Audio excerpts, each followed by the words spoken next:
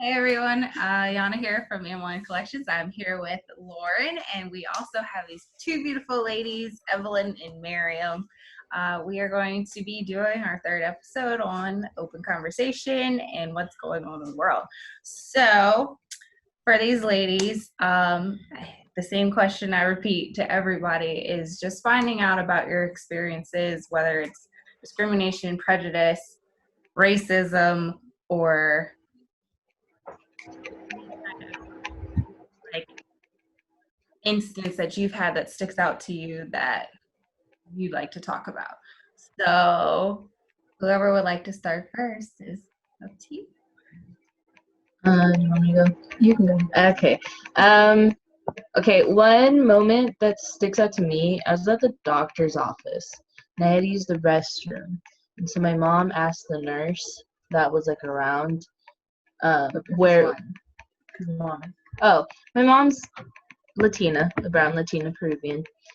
And so my mom talks to the nurse and she's like, can she use the bathroom? And the nurse was like, yeah, it's down the hall to the left. And then she looks at me and she goes, comprende? It was just really weird. And I was like, yeah. Like, that's that's the one moment that like truly sticks out to me personally, like, I guess in my life. Yeah. But yeah. I've only had one like situation was when I was in grade school. My fifth grade teacher was, I didn't really like her, but this was in like 2004, 2005, and this Prince William County had been in the news a lot for a lot of immigration things, and a lot of people were getting pulled in by immigration and being deported. It was kind of the beginning. It's a lot worse now, but this is just like starting then. And she had asked, I don't know, somebody had brought it up, and we weren't like in class. I think it was before school started. She goes, Miriam, is your family worried? And I was like, as an 11-year-old, I was like, no. Like I didn't really understand what she meant. But then later on, because she's like, are you sure? Because like they're not worried about everything going on in the news. I was like, no, I don't think so. She's asking if I was worried if my family was going to get deported. At which that's like, she might have been fishing. Yeah. And she, like, that's not something you ask in school. Two, it's not something you ask. Right. Like, at all. It doesn't matter. It doesn't matter. It's none of her business. Right. No. That's really, I mean, we're half and half. Yes. But we are very pale and very white. So we have a lot of privilege in that sense of we don't get the same sort of things like my mom may have experienced. Right. So speaking of passing, so I know Evelyn and my cousin went to school together, but they didn't actually know one another. So, both my cousins can pass as well, but, you get that little bit of hint here and there that's like, wait, what did you just tell me? Yeah.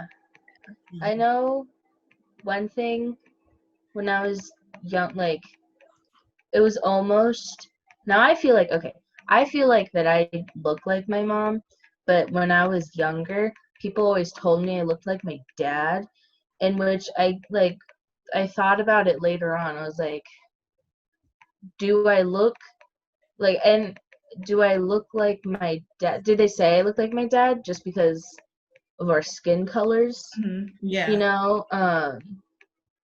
And sometimes people were like kind of taken aback that a brown woman has 4 white children. Yeah. Like, people were like, that's your mom? And I was like, yeah. I mean, yeah. It's different. But yeah. We kind of have that. Yeah, we kind of have that. So my experience with racism, I guess, is probably maybe more extent than most of us on this call. I grew up in Baltimore, Maryland. So I grew up in a very urban city. Mostly African American students were in every single school that I was in.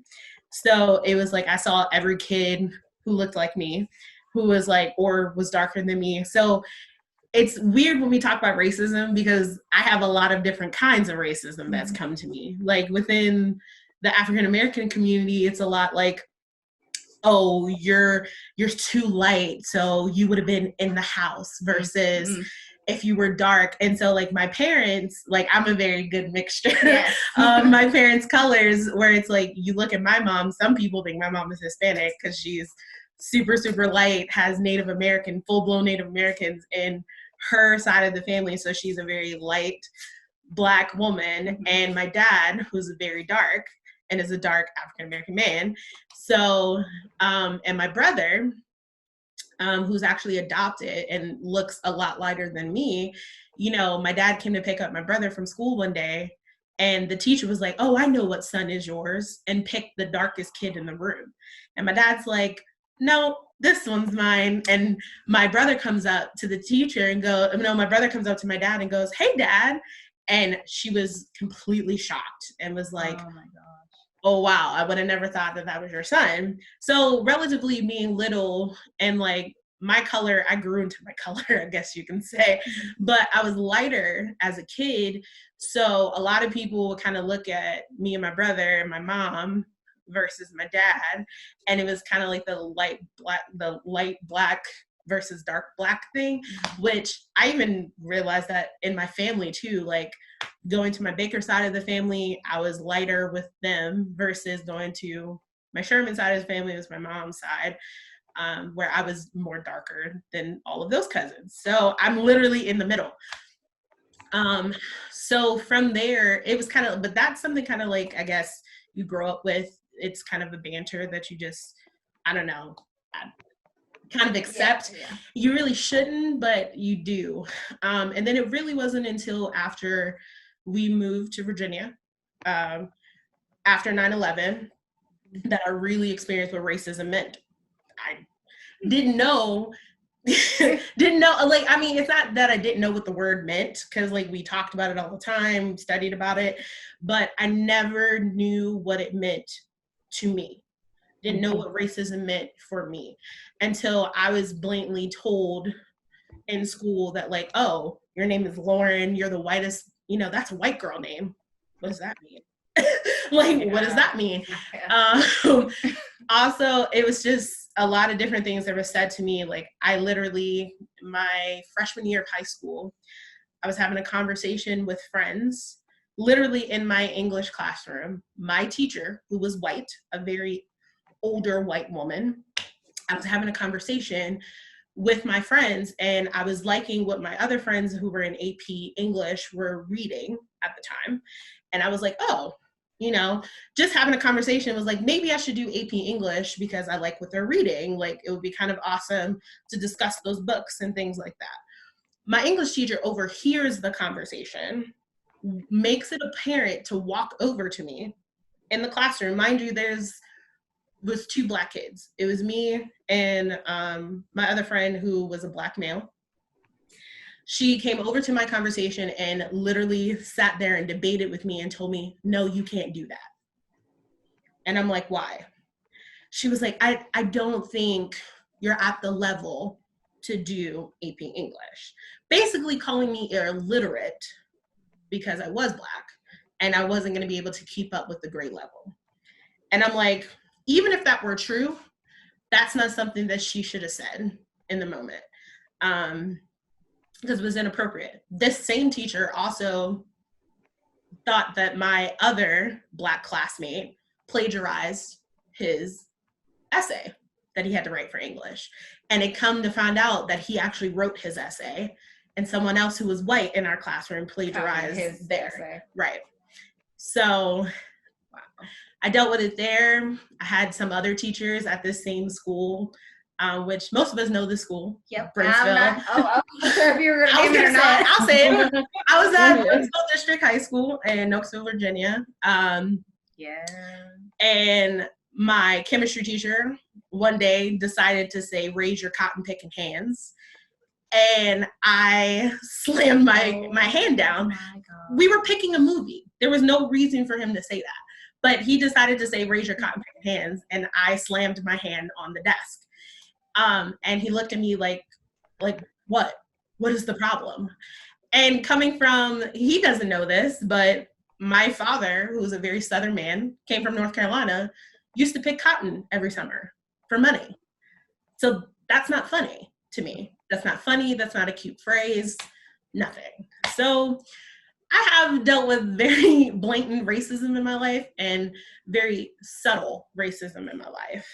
So that's just a few. Wow.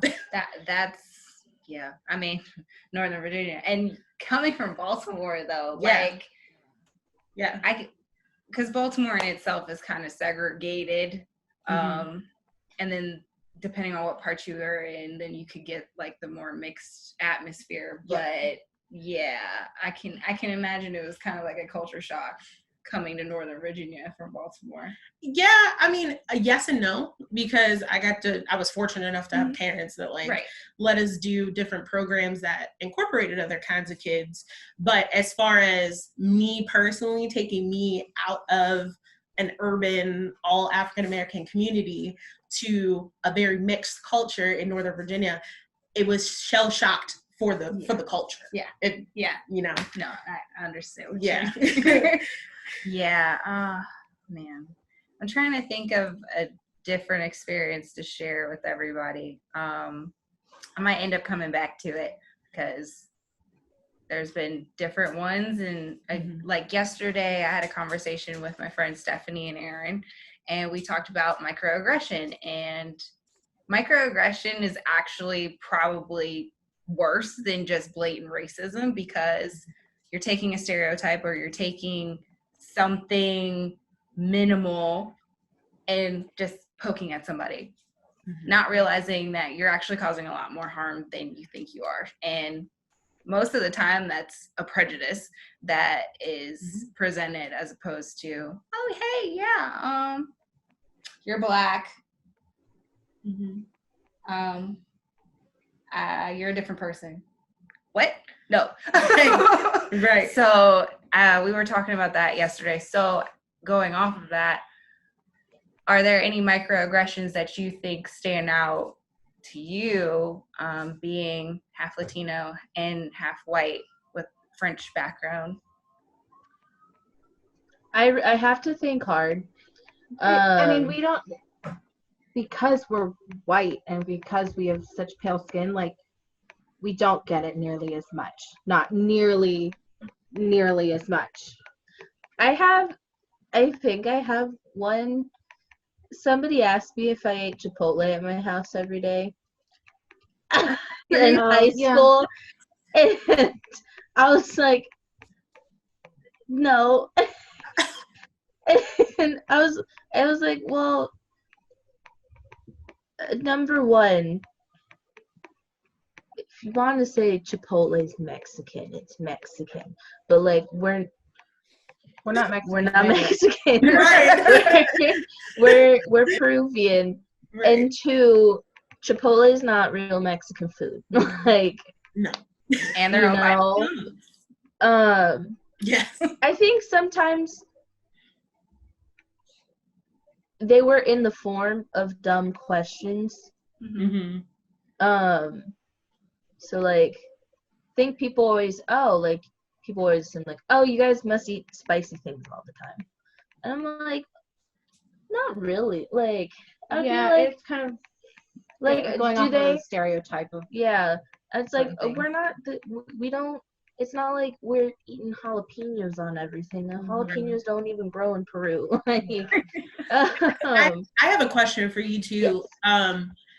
Knowing that, knowing your mom and who is, very brown skin, it's like, do you seem to find situations where you find more, maybe, I guess oppressed is not really the right word, but very like more derogative kind of situations happen when you're with your mom versus than when you're with your dad? Not when we're there. Yeah. But I think they happen more when she's alone. Okay. And then we hear about them. Yeah. So like, she was going to work, but she got called in like super early. She's a nurse. She's a nurse, and she, you know, sometimes you just have to go super early. She was driving down one of the roads like normal, but it was at like 3 a.m. because they needed somebody last second. And she got pulled over, and the police officer was like, is your license, didn't ask anything else, didn't ask for license and registration, what are you doing out, do you know why I pulled you, like, just came up to her window and asked, is your license expired? And she was like, what?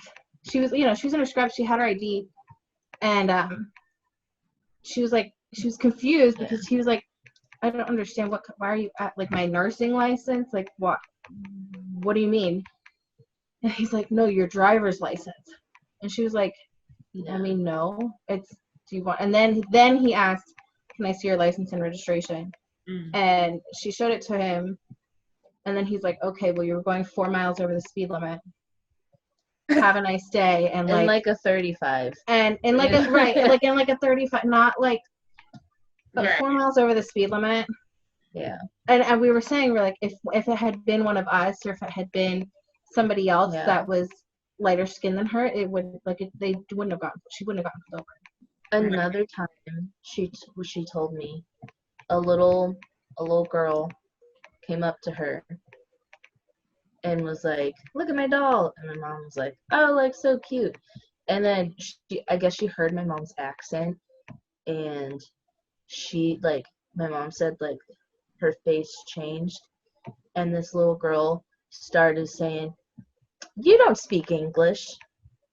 And this girl, granted, this little girl was like 4 years old, so she doesn't know what she's saying, but she kept, like, going to my mom, like my mom's in a store, and then she kept, like, going, following, you don't speak English, like, following her around. And my mom basically had to hide from this little 4-year-old girl, and her the parent was right there and like, not stopping it.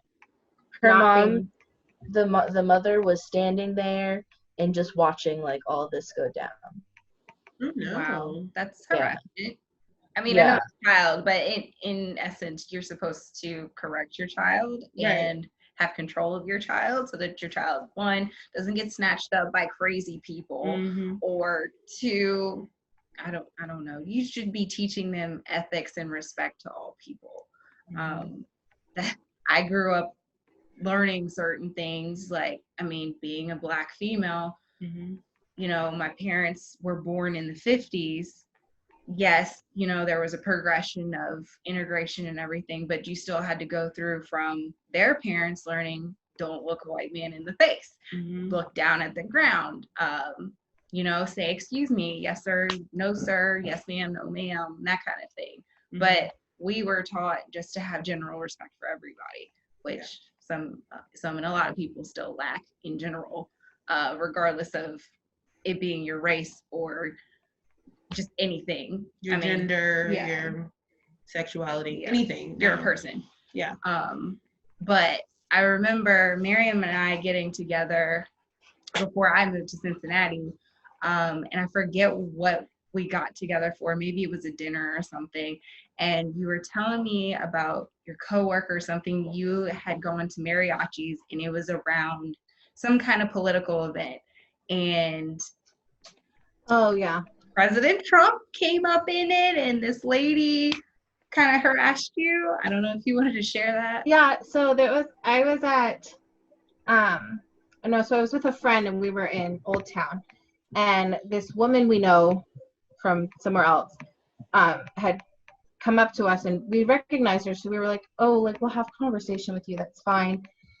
But then she kept going and going and going, and then it was getting to the point where I felt so uncomfortable, and at that point, like, she was saying very hurtful things, and I just froze. Like, like, after the fact, I thought of so many things I could have told her, so many things I could have been like, in a nice way, but, like, told her she was being rude. But she said a lot, and then one thing she did say to me, she said, why are all the people coming up from South America, why are they all the criminals? Why are they only sending the criminals and not the good people? And I was like, they're not. There's so much that goes into it that they're not like, this woman knows like I'm Latina, and she's telling me that everybody who's Hispanic is. It was. Why ask us about it? Right. Be like. Right. Question. Yeah. Like, yeah, she knows like you're Latina, but does she think we're gonna have the answers? Like. Right, and I was like, I don't have an answer to every. I was like very lucky. Like we were born here, we like grew up in this area. We were very privileged, and for her to ask me a question like that, I just because I know where she was coming from wasn't like an innocent kind of like I don't understand. It was a more I want to get a reaction out of you, and you're just like this woman is just a hateful person. And then it was a hard day, but I just didn't. I had no idea how to react. Yeah, it's just really hard on when you don't know what to do in certain situations, because like, and it's crazy because like I end up telling people my stories and they're like, oh my gosh, like, and now second thoughts thinking about it, they're like even things as a joke, like I would have to say talking about micro like aggression has really come to my name more than anything. It's interesting because my name is Lauren and I'm also a Black woman. It's like apparently those two things aren't supposed to match up, which makes no sense. That just doesn't make sense. Yeah. Right, like it doesn't make sense. Like my first name, I'm named after my great aunt, whose name is Laura. So my name is Lauren. Like that's where I came from. And I'll never forget somebody asked me who my middle name was. And I was like, oh, my middle name is Raquel, which me and Evelyn share that middle name, right? So it passes across generations, across all kinds of people. And somebody was like, oh, okay. Well, that's ghetto. What? I was like, first of all, I was named after a very well-known white actress. Raquel Welch is who I was named after. So it's kind of interesting that my name became an aggression to myself, which like even going back to high school, the very first high school I was telling you about, I ran for the SGA secretary, and it was only two names on the ballot. It was my name and there was another girl's name. Everybody else in that freshman class, mind you, remember I moved to Virginia in 8th grade. So I was 13, so I went straight to high school. A lot of people didn't know me. So everybody else knew this other girl from grade school, and they were just like, they didn't like this particular girl. And so my name was on the ballot. So everybody picked my name. The whole freshman class pretty much picked my name. So I went to the office to go, because they were like, oh, if you got the position, please come down to the front office. So I come down to the front office, I see everybody, the president, the vice president, everybody who got named. And literally, I'll never forget the office worker, like the secretary at the time, she looks at me and she's like, oh, can I help you, sweetie? Like, what do you need? Do you need something? And I'm like, yeah, to claim my position. And she looks at me and she's like, wait, what's your name? And I'm like, Lauren Baker. And she was like, you're Lauren Baker? Yes, that's my name. Wow. And it's carried with me my entire life. Like, and I've even joked with my friends, white, Black, any, like, you know, Hispanic. And I tell people all the time, I got to the point where I got to college and I literally told my friend sitting next to me, I said, watch this. They're going to call the names and watch they look over the entire room. Because, you know, like when you come to school on the first day and they sit you alphabetical order, or you have to like sit in the order of your name or something like that. And my name is normally either the first or like the third name called.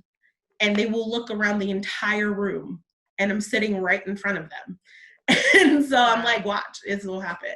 So it's really interesting. There's something that's not supposed to be aggressive. Well, speaking of names, I mean, obviously when I introduced myself, I just say my name, because if I say anything else before or after, people are going to be like, oh, Alana, Ariana, Anaya, Amaya, Adrian, where did you come up with all these names and everything?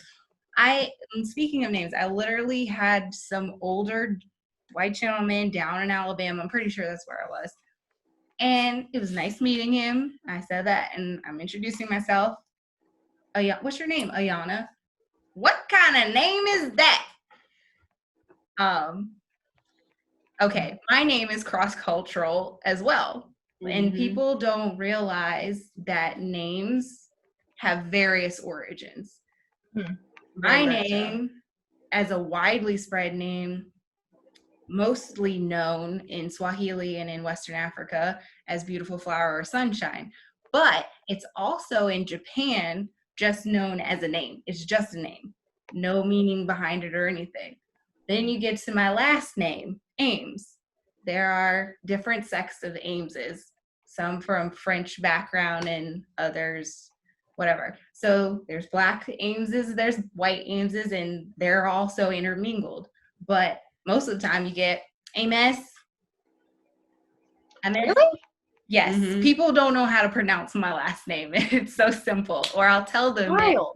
They'll be like, how do you spell it? I'm like, Ames. Not AIMES, not AMOS, no, just AMES. And I literally get the difficulty. Oh, well, what's your middle name? Marie. Right. Oh, like, well, why don't you just go by that? Can I call you that? No, because that's not my name. But yeah. Or people be like, oh, I know an Ayana, but she spells it IYONA or AYANNA, or, you know, there's different variations. And I'm like, well, that's not my name. So, but yeah, literally it's crazy, because you get an aggression just based off your name, but it's like, it's my name.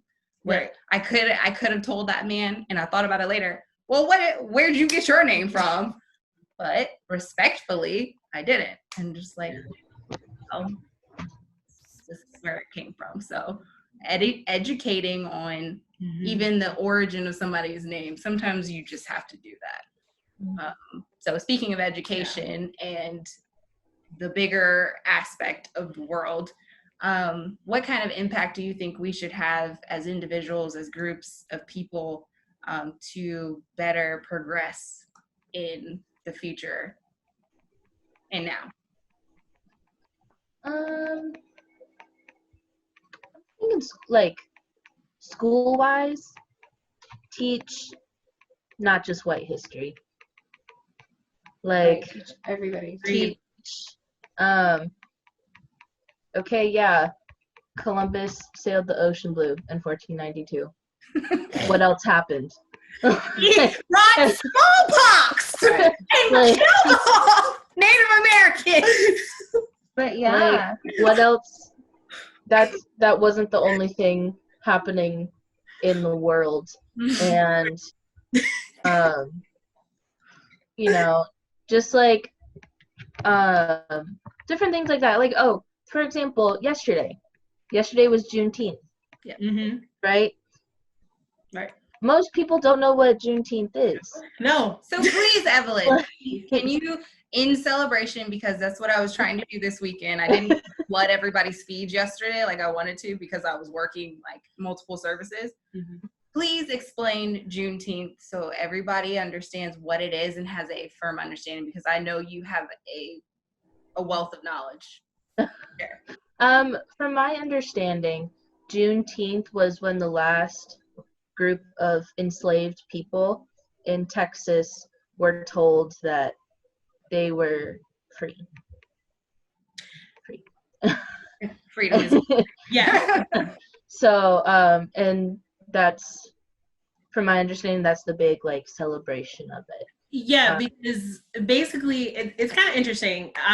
Like my knowledge of Juneteenth like really came into a factor as far as the project. But for the most part, Juneteenth, which is it's so significant because everybody likes to sit here and I've had plenty of white people being like, isn't your favorite president Abraham Lincoln? Like, That's a very multifaceted question to ask me, but sure. Why is that supposed to happen, right? Because everybody's like, oh, because of the Emancipation Proclamation, right? Well, for anybody that may not know, it's like the Emancipation Proclamation, when it was signed in 1774, right? You know, everything that we celebrate on July 4th. It's like, well, that technically didn't free the slaves. It was, you know, it was meant for a whole nother reason. And it's like, I mean, people can debate about that or not, but it did not. Yeah, in 1863. Yeah, because the Reconstruction was 65. Yeah, 65, right. So it was like 100 years later, you know, Black people were still enslaved. And Juneteenth was actually the final like actual, I guess you can call it act. Breaking point. Yeah, it was the breaking point in the act of saying like, this isn't right anymore, right? Like, you know, this has already been constitutionalized, put as a law in the Constitution to say that these people are free. You know, why are they not free? And so Juneteenth really became like, you know, it's almost like it was like an underlying thing for Black people to know about because we were the only people that cared about it.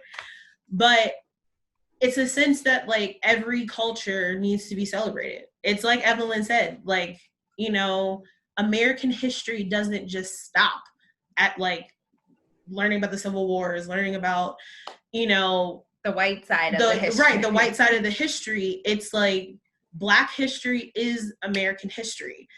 Like Latin American history is American history. Like if we want to sit here and talk about America, you got to talk about that this country was built. It's not like other countries where it's literally their cultures. Like, and I think this is where the breakdown needs to happen. It needs to be broken down in words. And what do those words mean? Like, what is culture? What is ethnicity? What is race? Like, those are very, very separate concepts and very different things that everybody compiles into one. You can't sit here and talk about how you're half Peruvian and half white without accepting the fact that your white side of your culture has multiple cultures. You know, being Peruvian isn't just one thing either. And also, you know, like with Ayana, like, and even my own heritage, it's like I have Native American, I have African American blended in my families, meaning that I have family members coming from that slave trade who makes up a part of me, but then I also have natives here. So it's like when people tell me, go back to Africa, where am I going? Because like, I'm just being honest. It's like, you know, sometimes when white people say that, it's like, we gotta remember the people of color, the people who were here. So it's like, you're telling me one half of me can stay and one half of me needs to go. So, you know, let's start breaking it down and what really it means. And maybe if we can start there, we might get somewhere. So basing off of that, I had a conversation early about this. So again, as most people should know, but if they haven't seen anything about my brand or my story, I'm also a funeral director. So I deal with a lot of demographic information constantly. And the death certificate, I literally had this conversation earlier today with a group of people, makes no sense. And it makes no sense in general in the world for race to be white, Black, and then you list cultures technically and ethnicities out under race. So you'll have Black, white / African American. Now for Blacks and African Americans in that even sense, technically, actual African immigrants, African Americans, sometimes they'll identify as Black. Other times they want to be specified, I'm Nigerian, I'm this, or I am African American, because they're separate cultures. Black America, African American can be completely different. And there are divides within each of those groups as well. But it makes no sense to go Black, white, and all these other things. Literally, you have two things talking about color and everything else isn't. Something that we've always had to run into, it's like when we're filling out forms, and it's like they list the like races and stuff like that, and they'll go Hispanic, not white, Yes. Hispanic and or then white, and I'm like, I don't know. There's no option for, and it's like pick one. Right, and it's So like I can't. you choose. Right. How do I choose? I always pick Yeah. other. Right. Right. But and then you're speaking about your families and Native American culture and everything. Mhm. The biggest part about American culture, it really was built on the backs of other people. Mhm. The Native Americans were lied to several times. Well, indigenous people, let's put it that way, were lied to several times. One, two, when blacks came over, my family on both sides were free blacks. But again, as soon as any black blood had been entered or mixed in with anybody, that's all that became it. So I have no idea, except for like a story here from my grandparents about what tribe my great granddad might have visited. I'm not really sure what tribe I would belong to. Now, I would say, because the Ames side of my family is from the Eastern Shore, so there's a lot of French culture and Genghis-Skin, which is also like an Algonquian group of Native Americans. They inhabited most of the Eastern Shore. So I would say, okay, maybe there. I could be part of the Powhatan Nation in the divisions of that. I don't know. We could have Cherokee. We could have all kinds of different tribes that we actually belong to, but wouldn't know because one black drop of blood in the stream, that's all you're qualified categorized to be. as. Yeah. It So was the what was it called? It was like the one drop rule. 1% or one drop. Yeah. But see, and then this is where the conversation turns into systematic racism, right? Because we're literally put in systems. We're put in class systems. We're put in cultural systems. We're put in genders. We're put in like our orientation. You know what I mean? Like we're all put in systems. And so it's like even just the simple thing of like we talked about filling out a job application or any application we come about, we have to like literally pick our gender, we have to pick our culture or race. But it's, as we learned, it's not just race. So you're literally picking your gender, picking your culture, and then most times you have to identify, sometimes you have to identify like if you have a disability now. Also, if you're a veteran, like for some reason that makes a difference too. And you got to think, so let's break it down. Like if you're talking about being a female, if you're talking about also being a veteran and also being, maybe you're an immigrant, it's like you have now 3 whammies that like people are looking at as like, oh, we can count against you. Like you may have this, you may have that, just depending on picking a box. But yet when they view you in person, like I can only say this because I accidentally picked a box to say I didn't want to identify my race. I did that once and I didn't mean to do it because I was trying to fill out a job application and I was just going through and I was just clicking buttons and I accidentally clicked it and I got an interview. And when I came to the interview, the person was shocked because they saw my name on a piece of paper. They saw my resume and that I had education and everything. And on paper, I was exactly who they were looking for. But going to the interview, I was Black, and they really looked at me different and being like, we expected something completely different. I literally had someone tell me in an interview that they were like, I was not what they pictured was going to walk through the door. And it's like, how are you as a person who's trying to gain employment, you're sitting there being discriminated, and it's like you have to sit there and be cordial and professional when they're looking at you based upon what you check on a box. But it's like, what if you don't identify what's on that box, And we're not just talking culturally. We're talking yourself and how you, like I, as me, identify myself. And it's like, personally, is like, does that matter?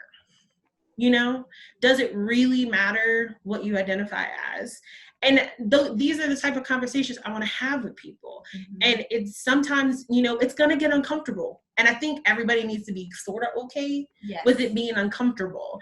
Because if everyone's okay that something's going to be said that's going to rub you a little bit the wrong way, or maybe you haven't thought about that, if everybody can sit at the table and say, okay, I'm going to accept, I may get offended, I'm going to accept that something's going to make me uncomfortable, maybe we can have open conversations.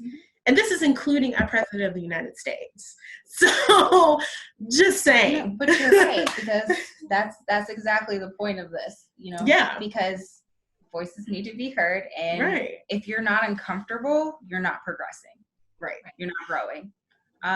So with that, and we've been talking about education this whole time, are there any resources or suggestions that you all have to provide, whether it's Black culture or Peruvian, Latino, or? I would just say like communication, and not just taking one person's word for it, because we can tell you our experiences and what we have been through and whatnot, but that's specific to us. We can't say for anybody else, any single other person, and not in our family, not of anybody from South. That's how it's been for us, and it's going to be different depending on each person.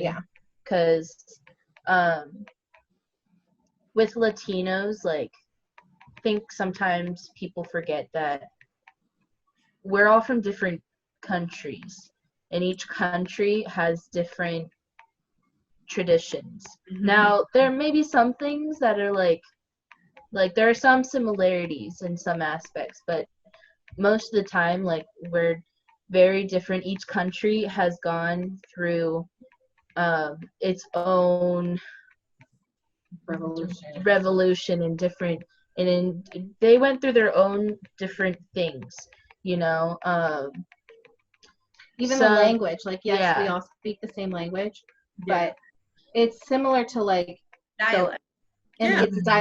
So in the US English versus UK versus Australian is three very different things. And I think going off of that with language, you may be like, someone may be Latino, now say they were born in their home country, their first language may not have been Spanish or Portuguese. There are I don't know the percentage, but I heard it was like 1/3 of Latin America or something like that speaks an indigenous language. So a lot of the times, and there are thousands upon thousands of different languages within Latin America that is spoken.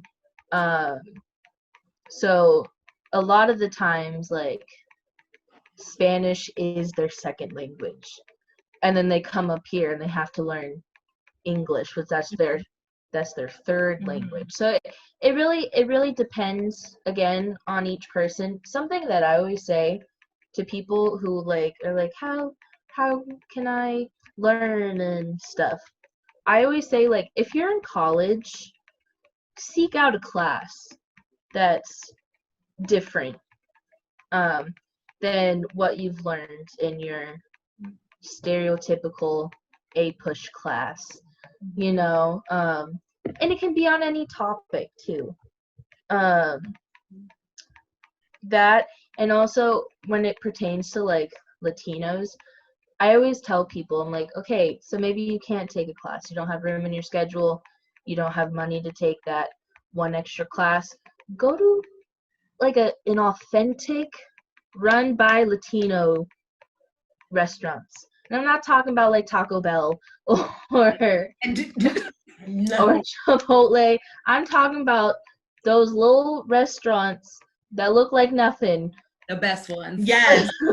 But you go in wall. and they have bomb ass food, because that's always going to be like that little bit of home, and you can learn a lot by just sitting in a restaurant. Yeah. You eat the different foods and see how people interact with each other. Like it's almost like a whole, you're say you're in Gainesville, you're in Manassas, right? And you're out in the world, but then you go into one of those restaurants and it's different, It is. Yeah. It's kind of cool that you say that, Evelyn, because I think people really take for granted experience. Yeah. Like experience in general, something as simple as going to an authentic, restaurant of any kind of culture. Yeah. And it's like, I guess I really got a good feel of that when I was in South Florida and Fort Lauderdale. There was so many authentic places to go to. Like I went to a Cuban restaurant. I went to a Jamaican restaurant. Like it's so very full of culture down there. But and the sadness about that is a lot of people stick to their own culture. But experience is experience. No matter if it's like just one. That's where I feel like a lot of what's happening today of like, they're like, oh my gosh, I didn't believe all these people feel this way. It's because a lot of people don't have experience with people of color. Mm-hmm. And I remember, and you're also very true about like just picking up, reading a book and learning about it. Because I remember I watch a lot of trash TV. And so I was watching like Love and Hip Hop, and they had this whole conversation about being Afro-Latina. Mm-hmm. And I didn't really know how big of an issue that was. Yes, yeah. And so like I took the time to read and like really research like why is this such an issue? Mm-hmm.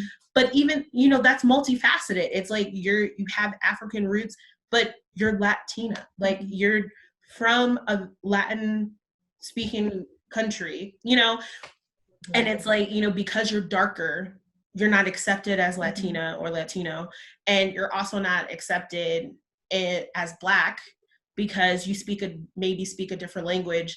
But, that really got me looking into like, there's all kinds of brown people. Yes. Like there's very dark brown Asians, there's very dark brown, like French and German, like, it's so interesting. It's so cool to like, take that time. And I think people forget experience like really broadens your perspective. Yeah. Speaking experience is food. Food is culture, and it brings a lot out. I mean, food. I love food. I'm just gonna say.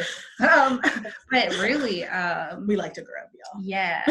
Like I don't even remember where I was going with that, but food is important. Just not just because it's nourishing or anything, but you can learn a lot just from eating and tasting, and then realizing, okay, so with Peruvian food, sometimes there might be spices, sometimes it might be a lesser spiced meal, but there's a lot of color, or there's rice and chicken or cuy for if you're down in Peru. And you can all research that for yourselves. But just speaking about Latina culture for you all, and some people have a hard time distinguishing between Hispanic and Latino. So I want you to kind of dive into that when somebody's like, oh, you're such and such. Yeah. So basically, Latino, Latin, Latino, Latina, Latinx, Afro, Latino. Basically, if you're from Latin America, you're Latino. Which is Central and South. Like Mexico, Central, South America, the islands, even like Puerto Rico, Dominican Republic, Haiti, all that jazz. Cuba. But then Hispanic is people who their countries were, like when colonization happened, it was by the Spanish, and that includes Spain, right? But Hispanic doesn't include Brazil, because Brazil, they have the Portuguese history behind them. So easy, typical sense, Latino, Latin America, not Spain, Hispanic, people who speak Spanish, or Spanish is spoken in their countries, not Brazil. Gotcha. Mm-hmm. In So which, we would be both. yeah. Like we could be, Mhm. we are. You could call either one. It would be correct for us, Yeah. Right. It That's not for really, but not for everybody. not for everybody. Correct. Yeah. It really depends on how you choose to identify Mm-hmm. as well. So for example, um, there are countries like Haiti, like Guyana, Jamaica. They would technically be, because geographically they're Yes. Yeah. Latin America, Right. but um, a lot of people don't consider that Latino, because that's a whole other different culture. That's the same with Guyana. Like Guyana's literally right next to like is literally very close to like Venezuela and Colombia, but they're not considered Latino, So, or sometimes people don't choose to identify as Latino. Um, so honestly, and people always ask, like, do I call you Hispanic? Do I call you Latino? It really depends on each person. Mm-hmm. Growing up, we went by Hispanic. Mm-hmm. To be honest, I got into high school and I heard the word Latina be thrown around. Yeah, I feel like we didn't hear that word Latino A lot. Latina until we got older. And I gotta say, like, with all the stuff like BuzzFeed and like other people have pulled, I'm really thankful for like Pero Like, which is a BuzzFeed channel, because that Mhm. was one of the first times I saw people use the word Latino, and I like, they had the same experiences and the same funny things that like we went through in our household, and I was like, oh, and I was like, I like the sound of Latina better. So then I started identifying more as Latina than I did Hispanic. But me personally, I'm not gonna get offended if you call me like Hispanic, you know? That's interesting that you say that, and I don't think we've ever had a conversation like that before about like, do you prefer to be called Hispanic or do you prefer to be called Latino? And it's like, it's the same. I'm not gonna say it's the same, but it kind of views similarly to like when people are like, oh, we're gonna call you African American. Like, would you rather be called African American? Would you rather be called Black? And it's like me, it's like, I am Black.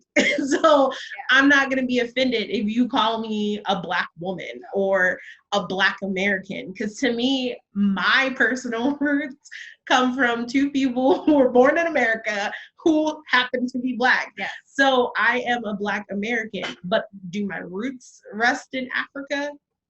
Yeah, you can say that. But, and this is what's really hard with like when we explain to people again more about systematic racism. It's like, because our ancestors were stripped from their homes, were stripped from their countries, their native languages, things like that, like we weren't able to have our own. So it's weird because when people tell you that, it's like we can't search our history. It's very true. Like I can search my history to a point. Yeah, and that's it. And that's it. I don't know past there where we were centuries ago. Mm-hmm. And it's like, it's very fortunate for people who are able to do that. To trace back. Yeah, that trace back is like so important. And for me, I can only trace it back but so far, because obviously, my last name is Baker. I doubt my native family members' names were Baker. You have no documents to trace back to. Right. And like going with that though, and speaking about, our own races, our own ethnicities hating upon each other based off the level of your Color. melanin in your system. Like starting in Africa, in that culture and diaspora, people sold to each other. You have to also remember Egyptian culture in itself. They had slaves. Yep. Hebrew culture has slaves. So again, you did it to yourself.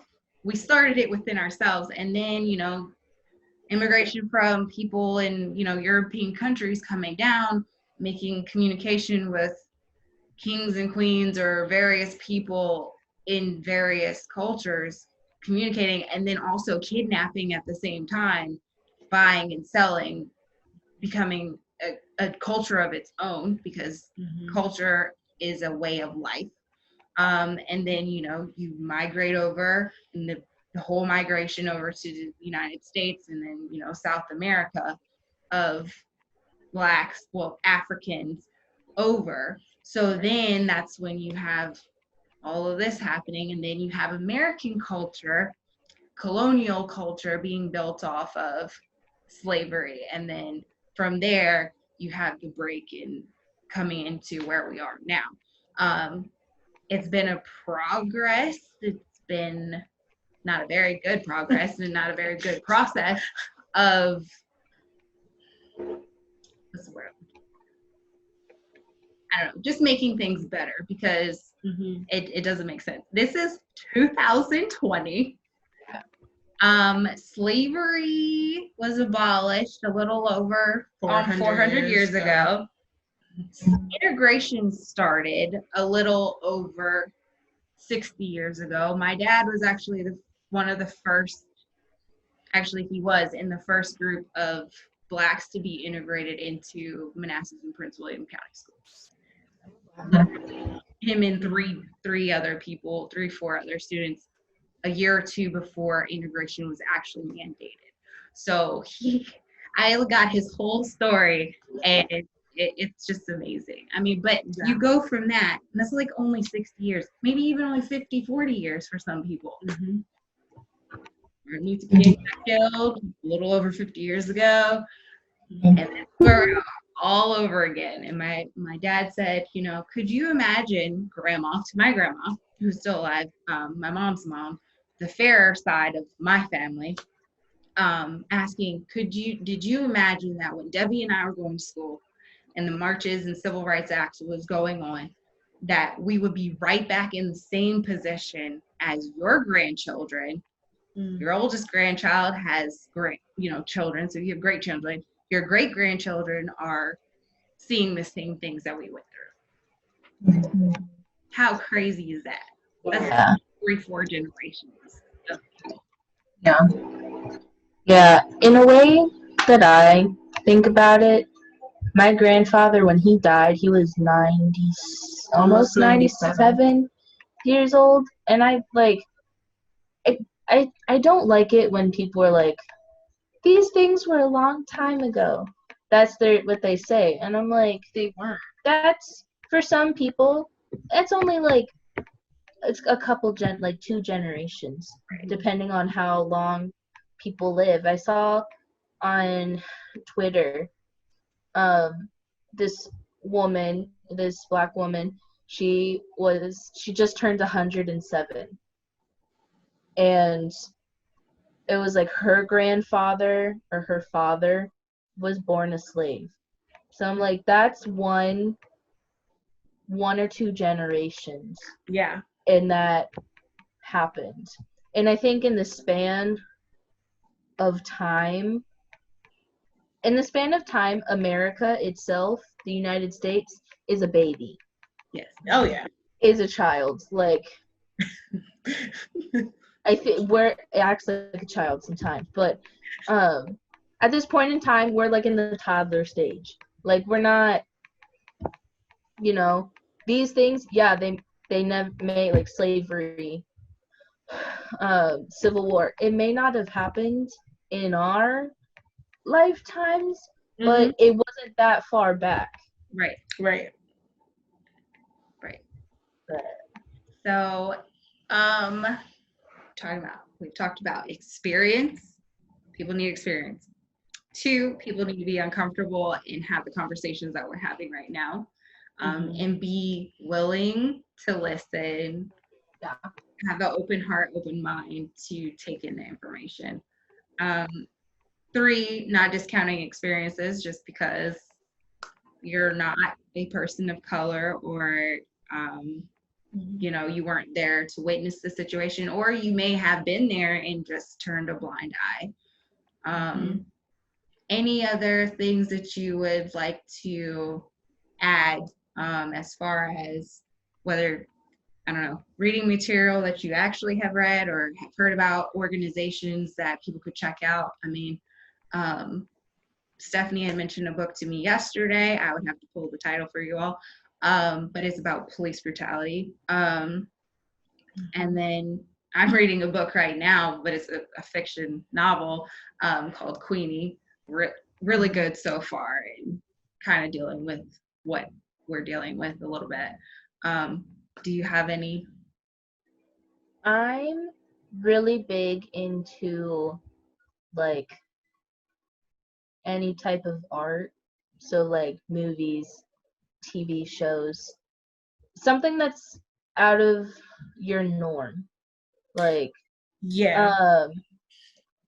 one mini series. It's based off a true story on the Exonerated Five is what they want to be called now. The Exonerated Five, which at one point they were called the Central Park Five, when Ava DuVernay's When They See Us. It came out last summer. I watched it at work, and because that's hard. It was. I remember at one point at work, I was like, "Does it feel really hot in here?" And my coworker was like, "No, do you feel okay?" And I was like, "Yeah."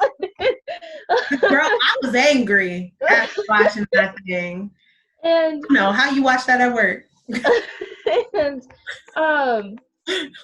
you know, just open, like, you can just watch different things. Be open music to, as well.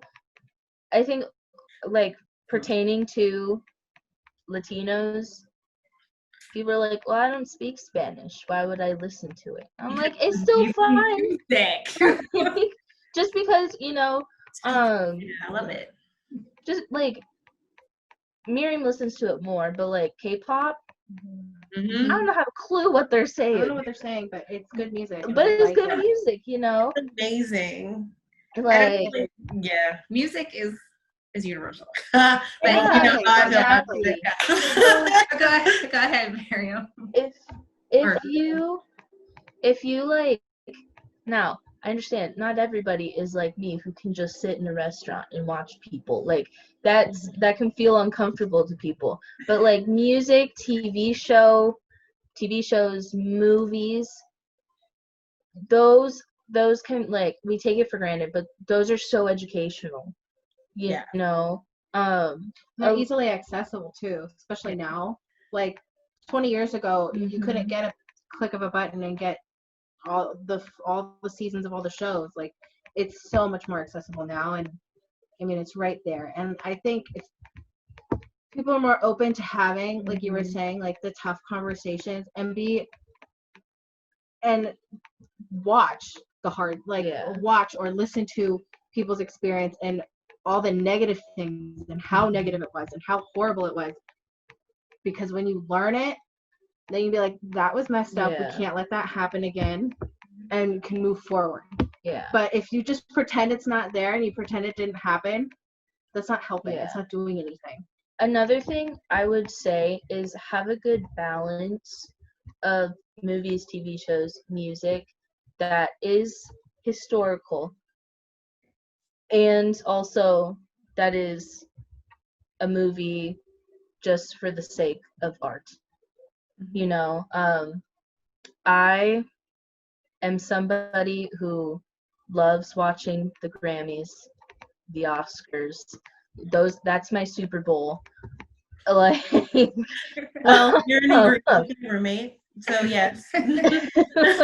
like, and support artists, like, and root for movies that aren't the same cookie cutter war movie, the same movie that's been portrayed, like, that's been based off a book and it's like its fourth remake. You know, like, Evelyn, I agree. It's so funny because you're on the same wavelength as like me. Because actually, Ava DuVernay, who is has easily become one of my favorite directors, African American female directors. She also has like, and I mean, this is quarantine. Everybody's like binge watching everything. So easily on Netflix again. Ava DuVernay created a whole nother thing for the culture. It's called 13. Oh yeah. It's called the 13th. So talking about the 13th Amendment. And it literally it becomes a talking piece, which I love. Like, you know, for for your video, people don't know, my roommates, you know, they are a gay couple. One who is half Japanese, half white, and one who is white. And ginger, Irish like has Irish background. So we watched it together, and it became an educational piece for all three of us. Like, I can't sit here and say that piece did not open all three of our eyes about just the like police and jail reformation, like just learning how much of color, like people of color are incarcerated. And then on top of being incarcerated, just like how many people who have felony charges, which if you're criticized as a criminal, because if you look at the 13th Amendment, basically you're saying you have all equal rights except for if you are labeled a criminal, then all of these things can come to you. So things like Jim Crow laws, like, you know, mass incarceration, all those things get to be applied to you if you have the title criminal. So now we have another systematic title that titles people of color. It's criminal. So you call us criminal, that makes it that we can be viewed as something less than an animal, and we can be brutalized and we can be manipulated into different things. So it, like you said, it's something like that. I love talking pieces. I mean, you know, y'all are bringing up movies and stuff. Like, you just made me think of Just Mercy. Oh my gosh, Michael B. Jordan and Jamie Foxx. Just go watch it. Yeah. Amazing. I want to see it. But speaking of arts and everything, I literally had done a miniature video earlier today, speaking on a little bit of things that I've had on my mind, at least within the last week. Black culture, Black style, Black music. People have a comfort in appropriating, assimilating, and adopting it, but not necessarily respecting who is behind it.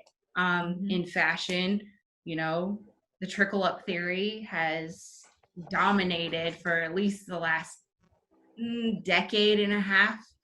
Definitely the ends of the 80s through the 90s and even early 2000s. It's kind of given, you know, the trends for a lot of things.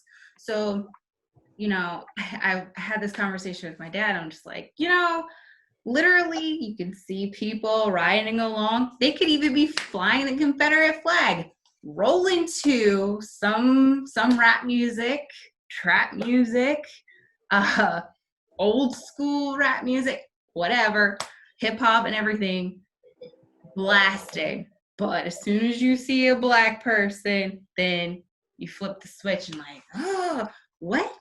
Yeah. It doesn't make sense to me. You need to respect. If you enjoy it, you need to respect who's behind it. One thing I never understood, and I saw this in college at tailgates.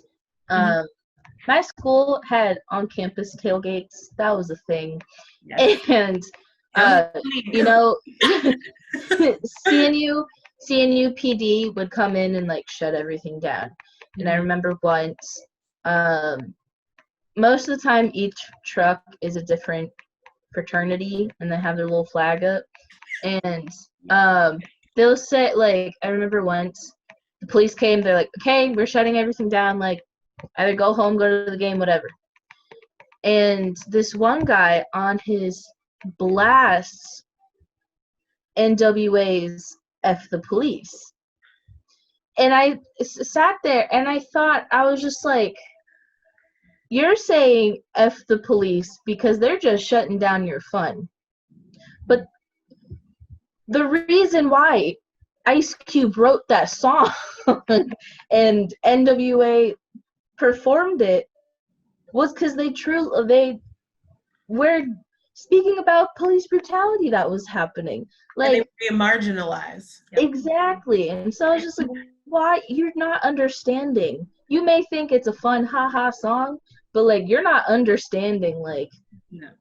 what even NWA like had to go through in performing the song in different venues, saying that they weren't allowed to perform the song and people wanted to burn their records. Like, I was like, I don't they're not truly grasping what that song is about. You know, and I think it's interesting because a lot of songs are like that, and a lot of connotation has been taken differently, or they want to sit there and accept it and automatically assume who's playing it, assume who's using it, assume this, assume that. And it's like everybody knows the quote. It's like when you assume, yeah, you know, Yeah. we all know the quote. When you assume, like, you know what happens. And I can't tell you, like, being on a college campus at a private university for a creative major, being in the conservatory in like a very, very small liberal, like very conservative town, it became really interesting because I lived my campus life, but like I can't tell you how many times I got to watch, as being an RA, somebody who has to enforce the rules and regulations on a campus. I can't tell you how many times I was told and signaled out to look at a particular, like, because my building, my very first building was a freshman building. And so we had freshman football players. So it's no secret, a lot of people of color are athletes. So they wanted me, I'm gonna say this, they wanted me to target a lot of people of color's rooms to catch them doing something illegal. But the thing is that if you have a rule, and I'm a very big person that I'm gonna read and do my job right. And it's like, so if I'm not there, or if they're off campus and they've done something and they've come back to their rooms and they're just living in their dorm room, just because you smell something or you like suspect that this person does these things, it's like, I can't tell you how many of friends that weren't people of color who I knew were doing illegal things on campus, but yet my students of color, my residents of color were being ostracized and being like looked at as like they need to be the problem. And I was like, and I had to stand up in my position and give them the rundown. Is like, if we're going to really enforce the rules, let this apply to everyone. Let this apply to everything. And I think that's what people are misconstruing, is that they think with Black Lives Matter and all kind of other organizations who are fighting against police brutality, they're thinking that we don't want due process. No one has ever said it. Nobody's ever even allegedly said, let them go free. We want to be able to at least stand in due process. Like, if I'm wrong, I want to be able to make it to a trial so that they can judge my wrong, so then I can pay the price and still live for it. That's the difference. The difference of the oppression is the fact that, is my life worth taking because I did something wrong? Because then if that's the case, then that applies to you. A lot of people will be dead. I'm just saying, that applies to everyone. So that's when it comes, and I guess I get kind of passionate about this because I do know people who are very close to me that have done wrong, that have had to work in this justice system, and it hasn't worked out for them and still isn't working out for them. So it's like, am I supposed to completely criminalize these people that I know are good people? But it's like, rather if you know they're good people or not, we're all human. And I don't think like human life should be valued any less. Any differently. because you don't look like me or I don't look like you. Like, I'm going to feel just as strongly about Latin lives, white lives, gay lives, like LGBT lives. I feel the same way about everyone. And that's where I think, like, you know, people are like, oh, well, if you think this, then you must not believe that. Why? Right. Whoever said that? Right. It's just that this is the issue right now. To build up everybody. Yeah. Like, I don't know. And I think also in this country, everything is either Republican or Democrat. Yes. Two side. If you don't believe this, you must believe that. If you don't believe that, you must believe this. And that's not how humans function. Like, we're a lot more complex than that, you know?